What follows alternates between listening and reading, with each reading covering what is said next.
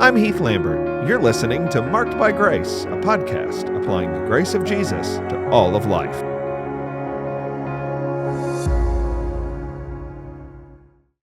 Does disciplining your children harm your relationship? That's the issue we're tackling this week on Marked by Grace. I'm so glad to be joining you this week. The whole point of Marked by Grace is to answer your questions and address your concerns. If you've got a topic you'd like me to talk about, you can send that into markedbygrace@fbcjacks.com. That's markedbygrace@fbcjacks.com. I'd love to get your questions and answer as many of them as I can. This week, you're asking whether corporal punishment or discipline of children harms your relationship. I want to read you the question as I received it.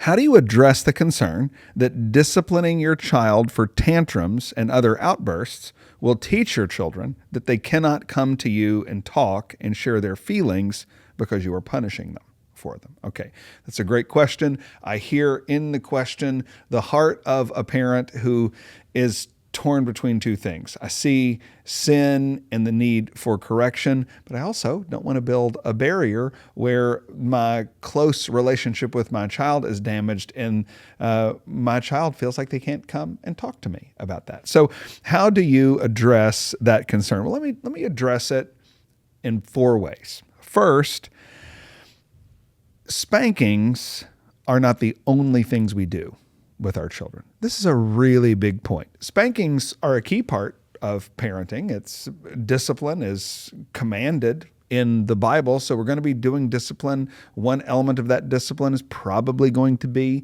spankings, corporal punishment, but that's not the only thing we do. In fact, in the grand scheme of parenting, corporal punishment, physical correction, spankings are very, very small percentage of the overall time we're spending together with our family, with our children. They're an important ingredient in parenthood, but they're far from the exclusive ingredient. The parent that is correcting and disciplining their child is the parent that has earned the right to do that because they've spent so much more time through the day making other kinds of much more positive investments in the child. I don't mean to indicate that discipline is not an ultimately positive investment, but in the moment it doesn't feel that way, and that's why you're asking the question. Because discipline isn't the only thing that we do, it places it in a larger relational context with our children, and that helps. Another thing that helps is that we have to remember that spankings are for sin. They're not for preferences. They're not for accidents or mistakes that our kids make. They are for sins. That is things that they have done that are wrong, that are a violation of God's law. This is important because the question says you're concerned about disciplining your child for tantrums and outbursts, and then they come to you to talk about their feelings, but they feel like they can't talk to you about their feelings because you punished them for those feelings. Okay, so this is very important. We are not punishing our child for their feelings. We are not punishing our child for things they need to talk to us about, things they need to come to us and discuss. We are punishing them for their sins. And the reason we're going to do that is because the Lord tells us to do that. And the reason we're going to do that is because God is going to do that, but for the grace of Jesus Christ. We need to speak to our children and explain this to them. We need to say, hey, listen, I want you to know the reason daddy is correcting you, the reason mommy is disciplining you is because what you did is a sin. Here's what you did that's a sin, and here's where the Bible calls that a sin. We need to be very, very clear about that. There were times my kids were way too old to engage in this kind of correction with, but there were times when my kids were younger, and I would ask them, okay, I want you to tell me what you did that was not good. Are you getting a spanking because you got upset? No, not getting a spanking because I got upset. Are you getting a spanking because of this? No, I want you to tell me. I was sinfully angry, or I disobeyed daddy, or I disrespected mommy. I want my kid to understand what the spanking is for and that the spanking is for sin. This is a parent's opportunity to clear confusion. We don't get spankings because we're sad. We don't get spankings because we're upset. We don't get spankings because there are things we need to talk about. We get corrected, we get disciplined because we sin. So we want to make that clear. Third way I would kind of lift the fog on this is we want to be clear that our discipline, our physical correction of our child is an act of obedience on the part of the parent that demonstrates to the child that we are not going to disobey the way they did. Proverbs chapter 13, verse 24 says, "Whoever spares the rod hates his son, but he who loves him is diligent to discipline him." So this is one of the things we talked about with the Lambert kids all the time. Daddy loves you. Mommy loves you. And one of the ways that daddy can love you and be obedient to God is when I do what God tells me to do. You're in trouble because you disobeyed the Lord. God told you not to be sinfully angry, and you did it anyway.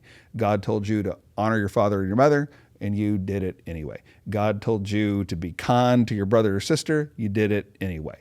Whatever it is, you are in trouble because you sinned against the Lord. Daddy doesn't want to be in trouble.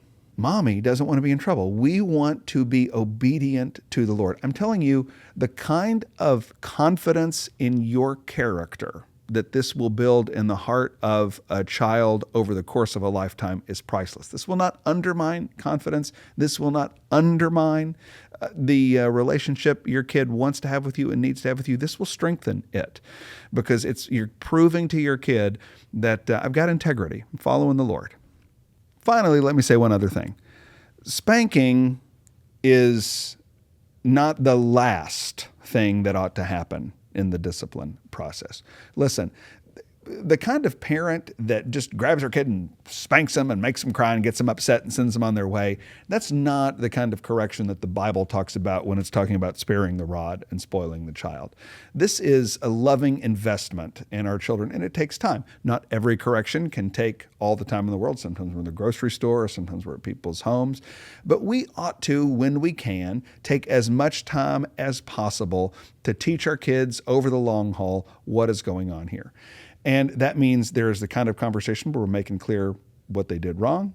We are taking some time to give that physical correction. But when it's over, this was a rule in the Lambert house. I mean, I'm telling you, I'm not going to say we did it 100% of the time, but we did it like 95 or 98% of the time. We don't leave angry. By the time you've confessed your sin, by the time you've asked forgiveness, by the time the lights have gone off, by the time you receive the correction, and that's hard and painful for everybody, by the time that's over, there's like, hey, Daddy loves you. You know it. I want to love you. I want you to love me, and we need to leave happy. We're going to pray. We're going to ask the Lord for grace. And so a lot of times we would end that session even with laughter and tickles and snuggles. We want the relationship that has been broken by sin to be restored through the faithfulness of God and faithfulness to His Word. And so if discipline is regularly ending on a sour note, then we need to take stock of how we're doing it. At the end of the day, we don't want our kids thinking they are getting corrected because they feel bad. At the end of the day, we don't want our kids thinking they can't come to us with their problems. That is not the reason God commands discipline. And so when those things are happening, it's not because God's solution of correction is wrong. It's because we need to fix something that's broken about the way that we're doing it. And if we think about those four things, that's a start to get us on track.